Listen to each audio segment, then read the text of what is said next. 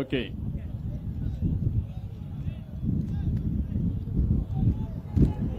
ఈరోజు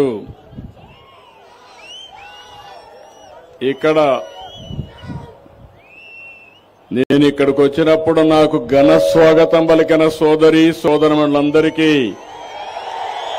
నమస్కారాలు.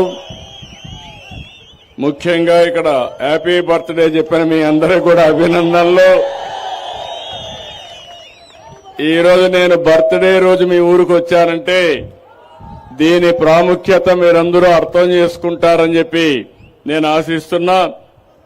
ఇక్కడ అభ్యర్థి నగేష్ కుమార్ గారు ఒక మంచి అభ్యర్థి, బీజేపీ అభ్యర్థి. ఆయన్ని గెలిపించమని కోరడానికి వచ్చాను. ఇంకో పక్క ఓసూరు క్యాండిడేట్ బాలకృష్ణారెడ్డి మాజీ మంత్రి, ఇద్దరిని గెలిపించమని కోరడానికి వచ్చాను. ఇక్కడికి వచ్చినప్పుడు నాతో కూడా మా మంత్రివర్గ సభ్యులైనటువంటి కె రామ్మోహన్ నాయుడు గారు, సివిల్ ఏవియేషన్ మంత్రి గారు, ఇంకొక పక్కన కేంద్ర మంత్రి పెంబసాని చంద్రశేఖర్ గారు, వీరే కాకుండా కర్ణాటక నుంచి అపోజిషన్ లీడర్ బీజేపీ అశోకన్ గారు, ఎక్స్ ఎంపీ నరసింహం గారు, ఎక్స్ ఎంపీ రామలింగం గారు, జిల్లా పార్టీ అధ్యక్షుడు బీజేపీ నారాయణ గారు, అమర ప్రశాంత్ రెడ్డి గారు,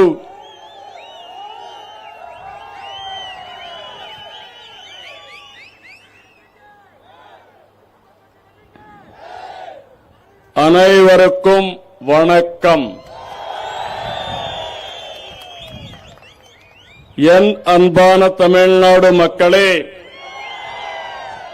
உங்களுடன் என் பிறந்தவாளில் இங்கே இருப்பது ரொம்பவே சந்தோஷ். மாற்றத்தை கொண்டு பெற வேண்டும் என்ற ஆர்வம் உங்களிடம் தெரிகிறது. கவலை படாதீங்க. இன்னும் 15th డేస్ மட்டும்தான். ఈనాడు ఇక్కడ రావడం, మీ అభిమానం చూస్తా ఉంటే ఆంధ్రప్రదేశ్ లో లేని అభిమానం ఈరోజు తమిళనాడులో నేను చూస్తున్నాను.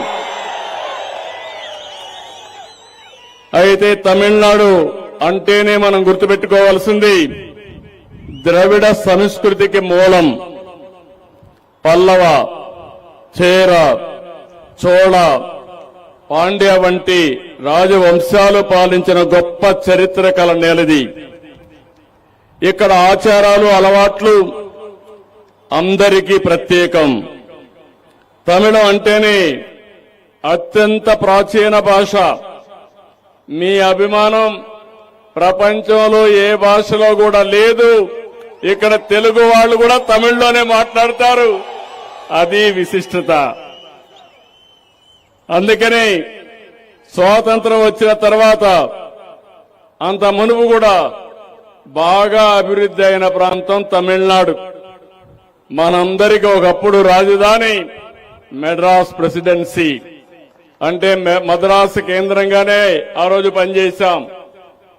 ఆ తర్వాత పొట్టి శ్రీరాములు గారి ఉద్యమంతో భాషా ప్రయుక్త రాష్ట్రాలు ప్రారంభమయ్యి ఆంధ్రప్రదేశ్ వచ్చింది, కర్ణాటక వచ్చింది, కేరళ వచ్చింది, గుజరాత్ ఇలాంటి రాష్ట్రాలు వచ్చాయి. ఎన్నో పరిశ్రమలు, వాణిజ్యానికి తమిళ గడ్డ పేరుగాంచింది. తమిళ ప్రజలంటే క్రమశిక్షణ, పట్టుదల, కష్టపడే మనస్తత్వం, తెలివితేటలు. ఇదే తమిళ సోదరుల సక్సెస్ సీక్రెట్. ఏ రంగంలో అయినా రాణించే శక్తి తమిళులకుంది. ఇది మనస్ఫూర్తిగా అభినందనలు, ధన్యవాదాలు. అనేక నాగరికతలు తమిళనాడు ఒకటి. అత్యంత ప్రాచీన నాగరికత. ఎన్నో సాంస్కృతిక దాడులు జరిగిన యుద్ధాలను తట్టుకుని నిలిచింది.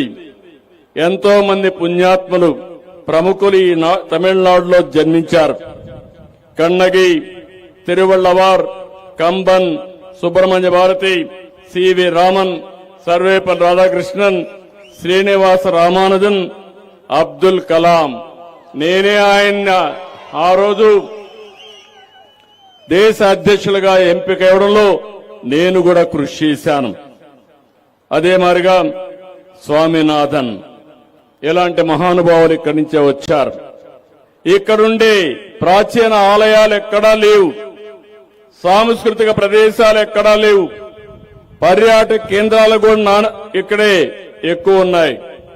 తంజావూర్, తిరుచిరాపల్లి, చిదంబరం, మదురై, కంచి, రామేశ్వరం, ఇక్కడికి రాని భక్తులు ఎక్కడా దేశంలో లేరు.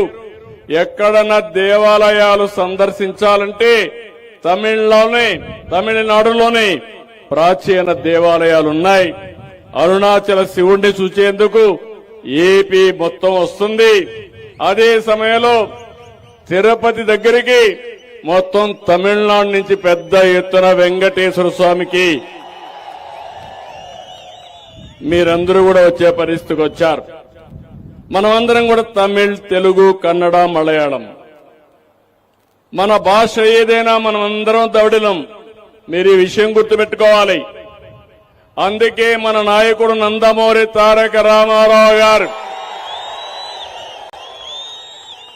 40 సంవత్సరాల కంటే ముందు ద్రవిడ భాషలన్నీ ఒక దగ్గరికి రావాలని ఆ రోజు మీరు చూస్తే ద్రవిడ యూనివర్సిటీ పెట్టారు. అది కూడా నేను 40 ఏళ్లుగా ఎమ్మెల్యేగా ఉన్నాను కుప్పం నుంచి. ఒక పక్క తమిళనాడు, ఒక పక్క కేరళ, కర్ణాటక, మధ్యలో ఈ యొక్క మనం అనుకున్న కుప్పం. ఇప్పుడే మా మిత్రులు ఇక్కడ మా పవన్ కళ్యాణ్ గారి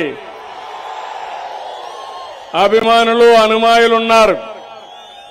మొన్నే మీరు ఆంధ్రప్రదేశ్ లో చూశారు.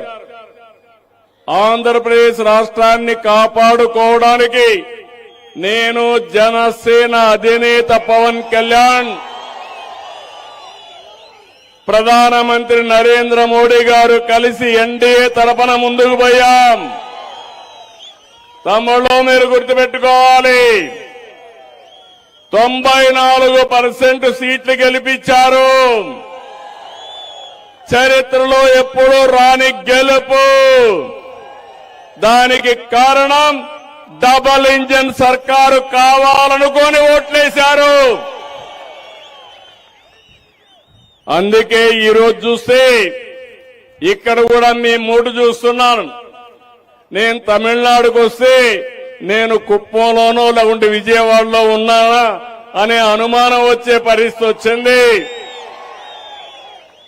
కానీ ఒక విషయం మీరు గుర్తుపెట్టుకోవాలి, ఎన్టీఆర్ సినిమా జీవితాన్ని ప్రారంభించింది చెన్నై నుంచి. ఒక మహానటుడిగా ఎదిగారు. అక్కడి నుంచి ఆంధ్రప్రదేశ్ ముఖ్యమంత్రిగా ఒక మహానాయకుడు అయ్యారు. మీరందరూ గుర్తుపెట్టుకోవాలి, మొట్టమొదటిసారిగా తమిళనాడు రుణం తీర్చుకోవాలని ఎంజీఆర్ తో కలిసి తెలుగు గంగ నీళ్లు చెన్నైకి ఇచ్చిన ఘనత ఎన్టీ రామారావు గారిది. అలాంటి అనుబంధం ఉంది. నాకు కూడా మీరు గుర్తుపెట్టుకోవాల్సింది చిత్తూరు, తిరుపతి జిల్లా. నేను ఇక్కడి నుంచే వచ్చా. ఈ జిల్లాలో తమిళ ఎక్కువ మాట్లాడతాం. ఇక్కడ మీరెట్టే తెలుగు మాట్లాడతారో అక్కడ తమిళ మాట్లాడే పరిస్థితిలో ఉంటారు. అలాంటి అనుసంధానం ఉంది. ఇంకో పక్క మీరందరూ చూస్తే నేను పెళ్లి చేసుకున్నది కూడా తమిళనాడులోనే పెళ్లి చేసుకున్నా, చెన్నైలోనే పెళ్లి చేసుకున్నా. అప్పుడు ఎన్టీ రామారావు గారు చెన్నైలోనే ఉండేవాడు. అప్పుడు మెడ్రాస్, తర్వాత చెన్నై అయింది. ఇవన్నీ కూడా మా కుటుంబానికి తమిళనాడుకు అవినాభావ సంబంధం ఉంది.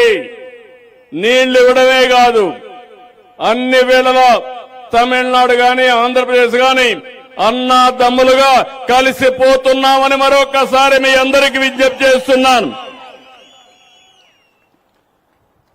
అయితే నేను ఈరోజు వచ్చిన పని మీరు గుర్తుపెట్టుకోవాల్సింది, ప్రధానమంత్రి నరేంద్ర మోడీ గారు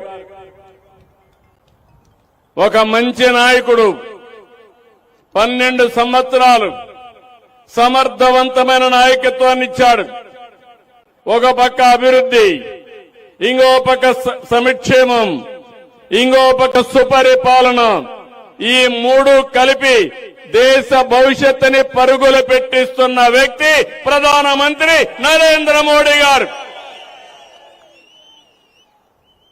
నేను కూడా 50 ఏళ్లు రాజకీయం, నాకు 48 ఏళ్లు, ఇంకొక 2 ఏళ్లలో 50 ఏళ్లు అవుతుంది.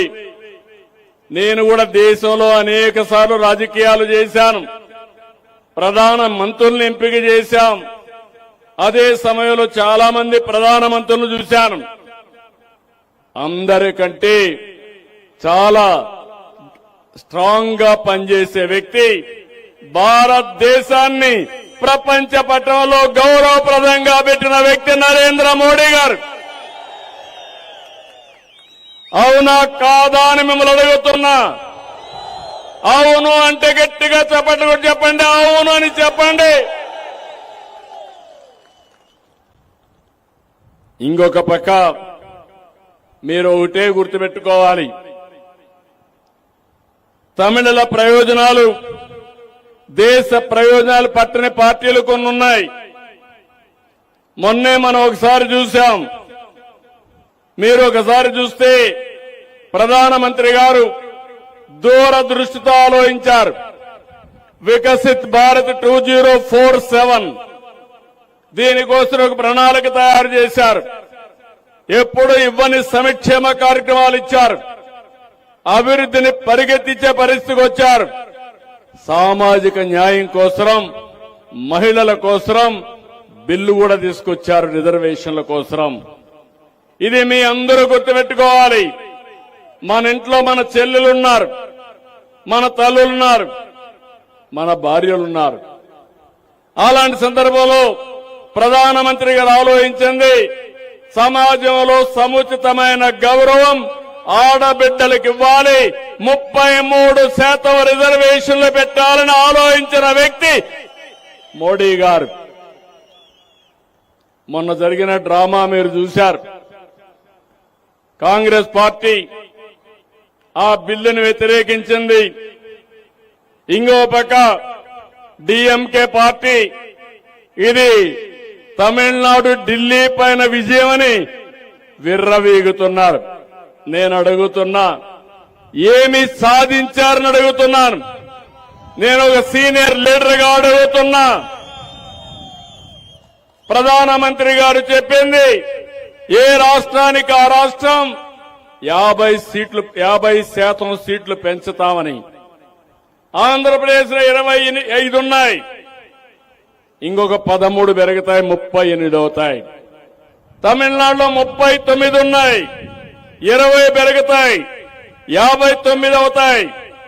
యూపీలో 80 ఉంటే 40 పెరిగి 120 అవుతాయి. దీంట్లో తప్పేమైనా ఉందా తమ్ముళ్ళు, ఆడబిడ్డలు? మీరే చెప్పండి. అందులో 33% ఆడబిడ్డలకు సీట్లు ఇస్తామని చెప్పారు. ఎన్నో సంవత్సరాలుగా 1996లో నేను యునైటెడ్ ఫ్రంట్ కన్వీనర్ని, దేవేగౌడ గారు ప్రధానమంత్రి. ఆ రోజే బిల్లు ప్రవేశపెట్టారు. దానికి అడ్డుపడింది కాంగ్రెస్ పార్టీ. ఆ బిల్లు పాస్ కానివ్వకుండా చేశారు. వాజ్పేయి గారు వచ్చారు, 3 సార్లు మహిళా రిజర్వేషన్లు బిల్లు పెట్టారు. కాంగ్రెస్ పార్టీ సహకరించలేదు. 2009-10లో ఆ రోజు కాంగ్రెస్ బిల్లు తీసుకొచ్చారు. రాజ్యసభలో బిల్లు పాస్ చేశారు, లోకసభలో బిల్లు పాస్ చేయలేదు. ఎందుకు పాస్ చేయలేదో మీరే చెప్పమని డిమాండ్ చేస్తున్నాను. ఈ రోజు ప్రధానమంత్రి గారు ఒక మాట చెప్పారు, నాకొక్కరికే క్రెడిట్ అవసరం లేదు, మీరు కూడా తీసుకోండి, అవసరమైతే మీ ఫోటోలు కూడా వేసి మీరు సహకరించారని పబ్లిసిటీ ఇస్తారని ప్రధానమంత్రి గారే చెప్పారు. ఏమొచ్చిందని నేను అడుగుతున్నా, ఏమి సాధించారని అడుగుతున్నా. ఇప్పుడు వీళ్ళు చెప్పేది, ఆ రోజు వాజ్పేయి గారు 2001లో దక్షిణ భారతదేశంలో జనాభా తగ్గుతా ఉంది, జనాభా దామాషా ప్రకారం రిజర్వేషన్లు పెడితే దక్షిణ భారతదేశం నష్టపోతుంది. 1971 జనాభా ప్రకారం రిజర్వేషన్లు పెట్టారు. ఏ రాష్ట్రానికి సీట్లు తగ్గలేదు. 25 ఏళ్లు ఆ రాష్ట్రంలో సీట్లన్నీ అడ్జస్ట్ చేశారు పాపులేషన్ ప్రకారం. కానీ ఈ రోజు మీరు చూస్తే అలాంటి కార్యక్రమాన్ని మళ్లీ ఎక్స్టెండ్ చేయడానికి, పొడిగించడానికి ప్రధానమంత్రి నరేంద్ర మోడీ గారు ముందు తీసుకొస్తే దాన్ని అపోజ్ చేశారు. మేము జయించామంటున్నారు, ప్రధానమంత్రి గారిని ఓడించామంటున్నారు. మీరు ఓడించింది ప్రధానమంత్రి కాదు, దేశాన్ని ఓడించారు. మా ఆడబిడ్డలకు ద్రోహం చేశారు. తప్పకుండా దీనికి మీకు శిక్ష పడుతుంది. ఆ విషయం గుర్తుపెట్టుకోమని కోరుతున్నా. నేను ఒకే ఒక విషయం మిమ్మల్ని కోరుతున్నాను. ఆంధ్రప్రదేశ్ లో మీరు చూశారు, డబుల్ ఇంజన్ సర్కార్, చాలా ముందుకు పోతున్నాం. తమిళనాడుకు మళ్లీ పూర్వ వైభవం రావాలంటే డబుల్ ఇంజన్ సర్కార్ అవసరమా లేదా అని అడుగుతున్నా. అవసరం అంటే గట్టిగా చెప్పండి. 22 నెలలు విధ్వంసం నుంచి వికాసం వైపు ముందుకు పోతున్నాం. నేను మా మిత్రుడు పవన్ కళ్యాణ్ గారు ముందుకొస్తే కేంద్రం పూర్తిగా సహకరించారు. అమరావతి బ్రహ్మాండమైన రాజధానిగా తయారు చేస్తాం. పోలవరం పూర్తవుతుంది, నదుల అనుసంధానం జరుగుతుంది. భగవంతుడు కరుణిస్తే ఆంధ్రప్రదేశ్ నదుల అనుసంధానం జరిగితే నేరుగా మీకు తెలుగు గంగ పూండి వరకే కాదు, కావేరి వరకు నీళ్లు తీసుకుపోయే అవకాశం వస్తుంది. ఇది జరగాలంటే కేంద్రంలో నరేంద్ర మోడీ ఉండాలి. గంగా కావేరి అనుసంధానం కావాలి. దానికంటే ముందు గోదావరి, కృష్ణ, అవసరమైతే కావేరికి నీళ్లిచ్చి ఎక్కడ కూడా నీటి యుద్ధాలు లేకుండా సామరస్యంతో ముందుకు పోవాల్సిన అవసరం ఉందని చెప్పి నేను మీకు తెలియజేస్తున్నా. జాతి ఒకటి, భారతదేశం. అందుకే నేను మిమ్మల్ని అందరినీ కోరుతున్నా, తమిళులు గాని, తెలుగువారు గాని, కన్నడ గాని అందరూ సమైక్యంగా ముందుకు పోవాల్సిన అవసరం ఉంది. దక్షిణ భారతదేశానికి అన్యాయం జరగదు. మేమందరం ఉంటాం. కేంద్రంలో నరేంద్ర మోడీ గారు కూడా దక్షిణ భారతదేశాన్ని, అన్ని రాష్ట్రాలని బ్రహ్మాండంగా అభివృద్ధి చేయాలన్న ఆలోచనతో ముందుకు పోతున్నారు. కానీ తమిళనాడులో ఏమైందని అడుగుతున్నా. ఒకప్పుడు తమిళనాడు చూస్తే అన్నిట్లో ముందుంది, ఇప్పుడు తమిళనాడు చూస్తే అన్నిట్లో వెనకానుంది. మీరు చూశారు, ఒకప్పుడు మెడ్రాస్, తర్వాత అన్ని రాష్ట్రాలు. ఇప్పుడు బెంగళూరుకి, హైదరాబాద్కి, చెన్నై పోటీ పడే పరిస్థితిలో ఉందా తమ్ముళ్ళు అని మిమ్మల్ని అడుగుతున్నా. ఎవరు కారణమని అడుగుతున్నా.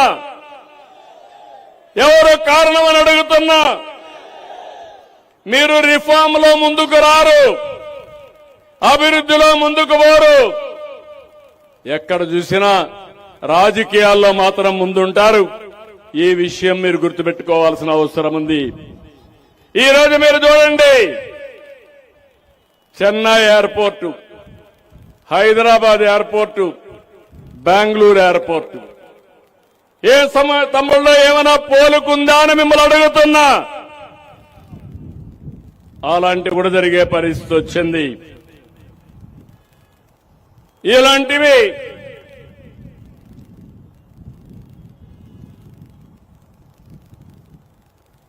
ఈరోజు ఇంకొక పవిత్రమైన రోజు కూడా బసవ జయంతి.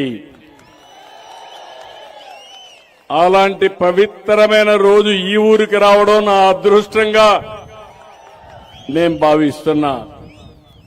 అయితే ఒక నాయకుడిగా మీకు గుర్తు చేస్తున్నా, ఈరోజు తమిళనాడులో అవినీతి, శాంతి భద్రత సమస్య, డ్రగ్స్ గాని ప్రజలపైన అప్పుల భారం వేయడం తప్ప ఇప్పుండే ప్రభుత్వం ఏమీ చేయలేకపోయారు. గ్రాఫ్ పూర్తిగా పడిపోతా ఉంది. మహిళలపై హింస 59% పెరిగింది. ఎస్సీలపై 39% దాడులు పెరిగాయి. కస్టోడియన్ డెత్స్ పెరిగాయి. కల్తీ మద్యంతో ప్రజలు చనిపోయే పరిస్థితికి వచ్చారు. కొన్ని దిక్కల్లో మందు బాబులను కూడా దోచుకునే పరిస్థితి, బాటలకింతని రేట్లు పెంచేసే పరిస్థితికి వచ్చారు. హిందూ ధర్మాన్ని ఎగతాళి చేస్తున్నారు.